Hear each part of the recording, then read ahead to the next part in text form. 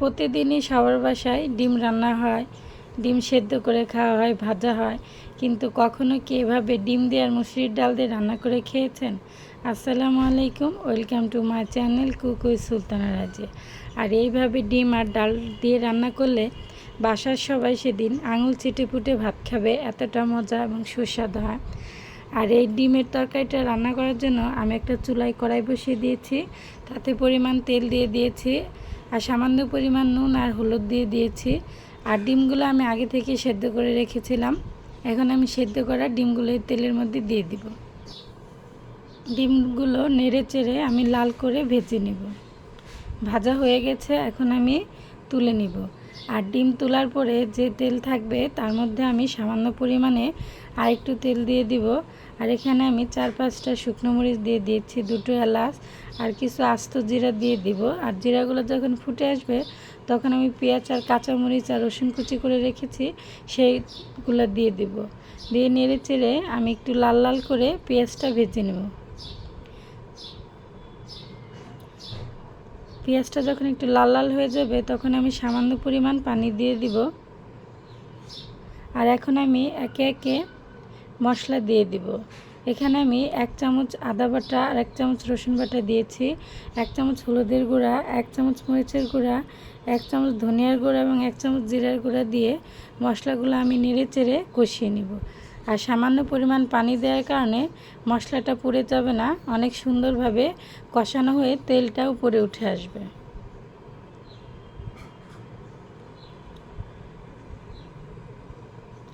এখন আমি অল্প পরিমাণে একটু পানি দিয়ে দিব, দিয়ে আবারও কিছুক্ষণ নেড়ে চেড়ে মশলাটা সুন্দরভাবে কষিয়ে নিব। যখন এইভাবে মশলাটা কষানোর উপর হয়ে তেলটা উপরে উঠে আসবে তখন আমি এখানে 1 কাপ পরিমাণ মুসুরির ডাল দিয়ে দিব। মুসুরির ডালটা আগে থেকে আমি ধুয়ে ভিজিয়ে রেখেছিলাম 10 মিনিটের মতো। এখন আমি এই মুসুরির ডালটা মশলার সাথে নেড়ে চেড়ে কিছুক্ষণ কষিয়ে নিব।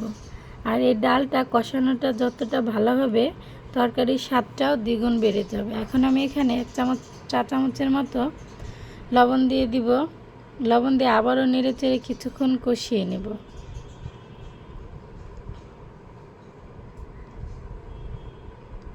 যখন এভাবে পুরোপুরি তেল উঠে আসবে আর ডালটা সুন্দরভাবে কষানো হয়ে যাবে তখন এখানে আমি 2 কাপ পরিমাণ পানি দিয়ে দিব। পানি দেওয়ার পরে হালকা একটু নেড়ে চেড়ে ঢাকনা দিয়ে ঢেকে দিব বলক না আসা পর্যন্ত। 3 মিনিট রান্না করার পরে এভাবে বলক চলে আসছে আর ডালগুলাও প্রায় ফুটে গেছে। এখন হালকাভাবে একটু নেড়ে চেড়ে আমি ঢাকনা দিয়ে আবারও ঢেকে দিব পুরোপুরি ডালটা রান্না না হওয়া পর্যন্ত। আবারও 2-3 মিনিট রান্না করার পরে ঢাকনা খুলে দিব। হয়ে গেছে ডালটা, দেখেন পুরা ঘন হয়ে গেছে ডাল ফুটে। এখন আমি ভেজে রাখা ডিমগুলো দিয়ে দিব, দিয়ে আলতোভাবে নেড়ে চেড়ে দিব। পুরা ডালই ফুটে গেছে। আর এই ডালের আর ডিমের তরকারিটা যেদিন আমার বাসায় রান্না করা হয় সেদিন তো সবাই আঙুল চেটেপুটে ভাত খায়। এখন আমি ধনেপাতা দিয়ে দিব, দিয়ে হালকাভাবে আমি নেড়ে দিব। ডালটা ফুটে পুরা ঘন হয়ে এসেছে আর কালারটা অনেক সুন্দর আর এত সুন্দর একটা ফ্লেভার আসছে। আর এই তরকারিটা এতটা মজা হয় রান্না না করে খেলে বুঝতে পারবেন না। এখন এখানে আমি 1/2 চা-চামচের মতো দারচিনির গুঁড়া দিয়ে দিব, দিয়ে নেড়ে চেড়ে মিশিয়ে নিব। হয়ে গেছে রান্না। এখন আমি একটা প্লেটে সার্ভ করে নিব। আপনারা অবশ্যই এই ডাল আর ডিমের রেসিপিটা রান্না করে বাসায় খাবেন। আশা করি আপনাদের সবারই পছন্দ হবে আর বাসায় সবাই খেয়ে আপনার প্রশংসা করবে।